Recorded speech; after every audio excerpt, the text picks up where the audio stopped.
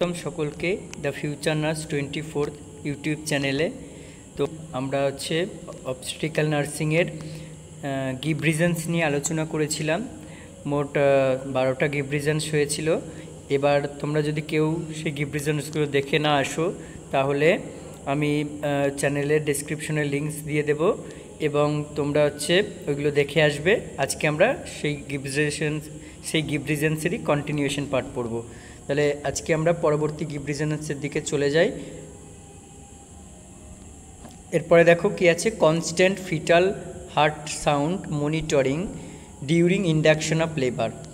Induction of লেবারের সময় constant FHS কেন চেক করা হয়? Number 1 reason, early detection of fetal distress helps to detect signs of fetal distress such as abnormal heart rate early on. Next assessment of fetal wellbeing.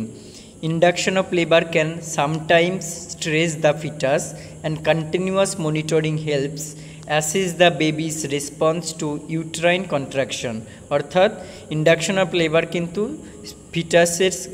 ফিটাসকে কিছু কিছু সময় stress দেয় এবং এই কন্টিনিউয়াস মনিটরিং করতেও হেল্প করে। Next guidance for interventions. Monitoring provides real-time information to guide decisions about interventions such as adjusting medications, considering LUCs if fetal distress is detected. Uterine contraction. তাহলে uterine contractions are detected which are essential in understanding labor progression and fetal response. Legal and documentation purpose. Continuous monitoring is often required for legal documentation and to ensure that healthcare providers have a complete record of fetal well-being during labor. So at least 3 postnatal check-up, মানে যে কয়েকটা postnatal check-up হয়, কোন কোন সময় 3rd দিনে হয়, 7th দিনে হয়, 14th দিনে হয়, 21, 28 আর 42 পোস্টপার্টাম ডেতে পোস্টনেটাল চেকআপ হয়। তাহলে অ্যাটলিস্ট 3 পোস্টনেটাল চেকআপ কেন করতে হবে? Number 1 monitoring physical recovery. তাহলে ফিজিক্যাল রিকভারি হচ্ছে কিনা সেটা মনিটর করার জন্য this checkups helps health care providers ensure that the mother is recovered well from child birth. Next monitoring newborn's health.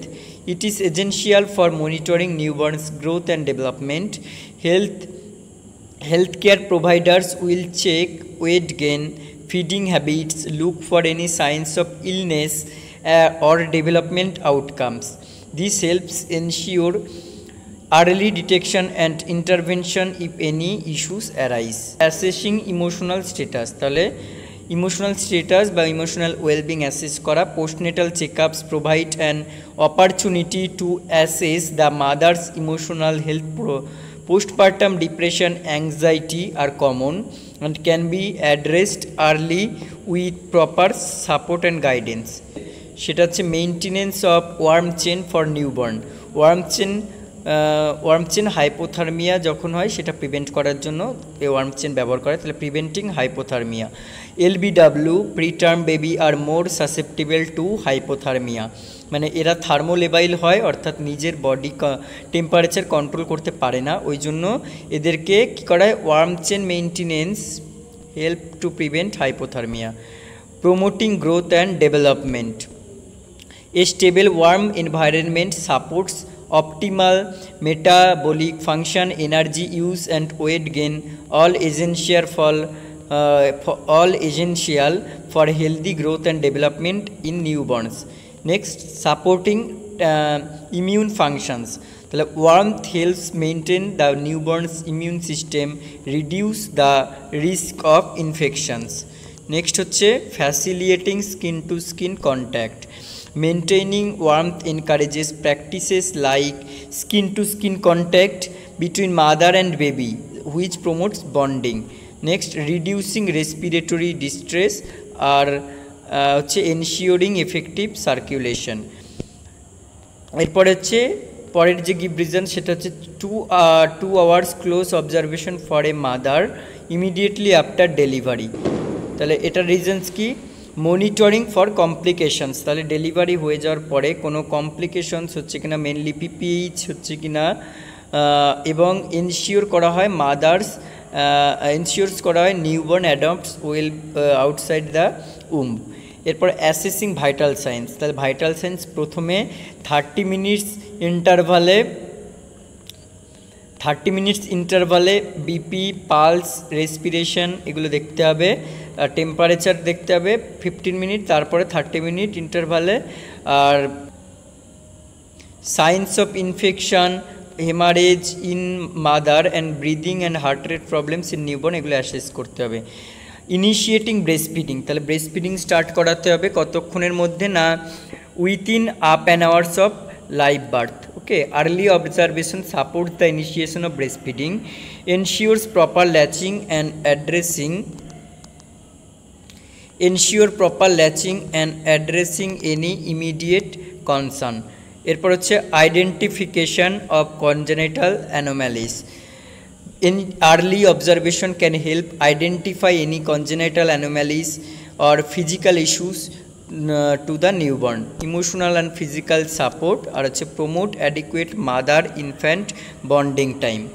Give reason, সেটা হচ্ছে continuation of oxytocin drip for 1 hour after delivery in case of induction of labor. তাহলে 1 নম্বর reason হচ্ছে prevention of PPH, অর্থাৎ oxytocin helps the uterus contracts which is crucial for minimising the risk of PPH. Uterine tone maintenance, keeping oxytocin drip running helps maintain uterine tone and ensures that the uterus remains firm and well contracted, reduce risk of bleeding, তাহলে ব্লিডিংয়ের chance কমায়, well contracted রাখে এবং farm রাখে। Placental delivery, তাহলে placental delivery হতেও দেয়, কী করে এটা, it assists in the effective and timely expulsion of placenta, reduce the likelihood of retained placenta fragments. ওকে, এরপর হচ্ছে কী করে, রিডিউসড ইউটেরাইন অ্যাটনি, তাহলে ইউটেরাস যাতে অ্যাটনিক না হয় তাহলে সেটা কিন্তু কমায়। By continuing oxytocin the risk of uterine atony is decreased which is a significant factor in PPH. Prophylactic measure হিসেবে কাজ করে, it act as a prophylactic measure in high risk mother who may be more prone to bleeding due to prolong labour, multiple pregnancy. এছাড়া হচ্ছে receiving the baby on the abdomen of mother after delivery